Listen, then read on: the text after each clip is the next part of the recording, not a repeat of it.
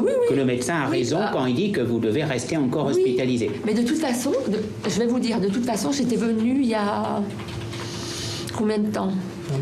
Au mois d'octobre. Voilà. Au mois d'octobre, il y avait le festival du cinéma Lumière qui se passe tous les ans. Oui, je sais, oui. Voilà, et j'adore y aller, j'y vais chaque année. Et donc là, c'était un samedi, alors je me rappelle plus quel jour, un samedi où j'avais pris mon... J'aime bien prendre des photos aussi. Oui. J'avais mon... Je vais me calmer là, parce que les larmes... Tout va bien, ne vous inquiétez pas.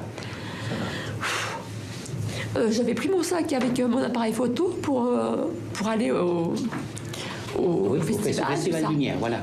C'était un samedi, il faisait une journée mais magnifique. Oui. Un soleil... Eh bien, au lieu d'aller là-bas, je me suis dit, là, il faut absolument aller aux urgences. vous vous sentiez pas bien, quoi. Non, je me sentais pas bien parce que le vendredi, non, pas le vendredi, je travaillais pas le vendredi. Le jeudi, il s'était passé encore des choses, on m'avait encore harcelé. Oui, au travail, ça se passe mal, si je comprends bien. Voilà.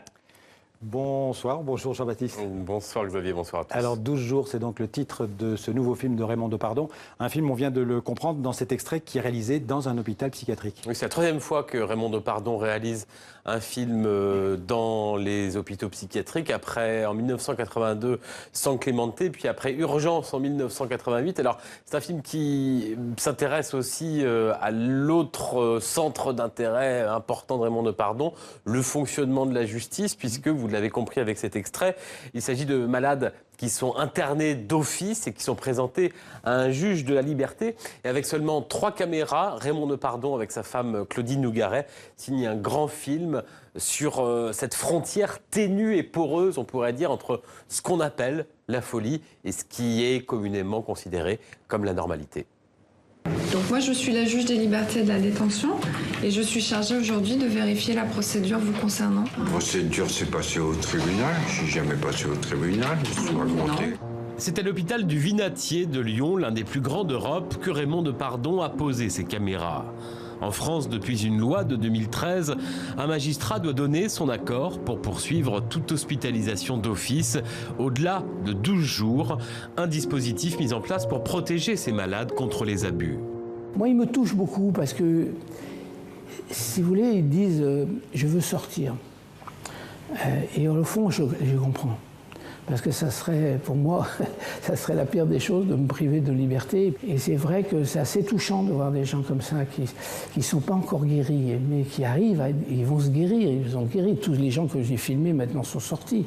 Donc la vraie liberté là-dedans, c'est la guérison. Je ne suis pas sûre que la loi me demande de décider si vous pouvez vous suicider ou pas, parce que ce n'est pas mon rôle.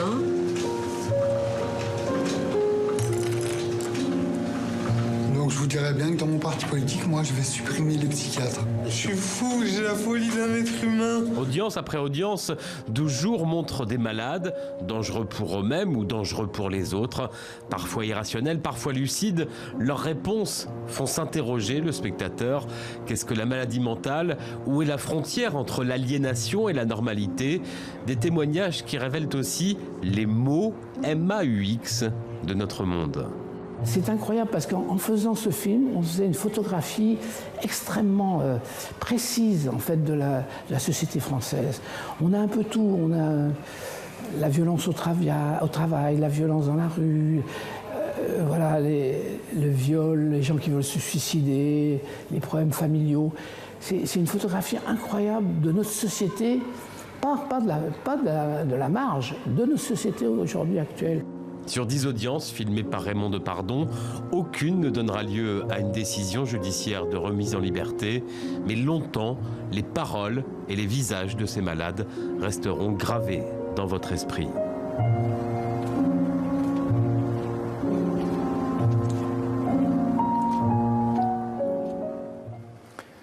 Voilà donc 12 jours, ce film de Raymond Depardon, mais aussi une exposition qui lui est consacrée en ce moment.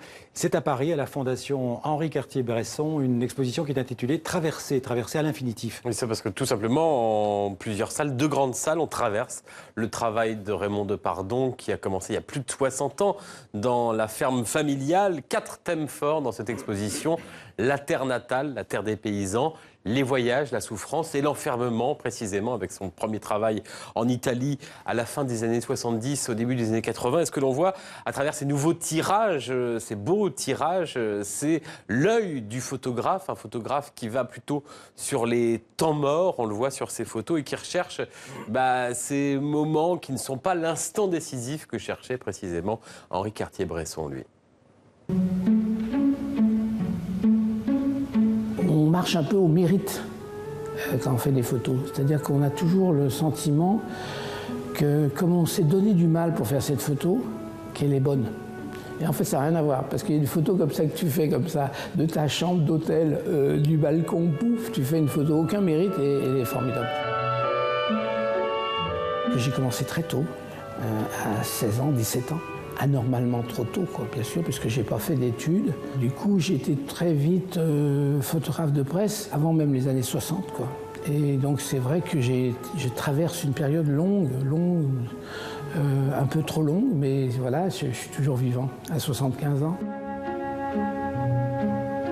Traverser, bon, ça veut dire qu'il faut encore continuer à aller faire des photos, ça veut dire que je me dois d'aller encore me promener dans certains pays. C'est vrai que le temps me manquant un peu, j'ai toujours des zones où j'aime aller, l'Afrique, l'Amérique du Sud, l'Amérique du Nord, et il faut que j'en profite, quoi.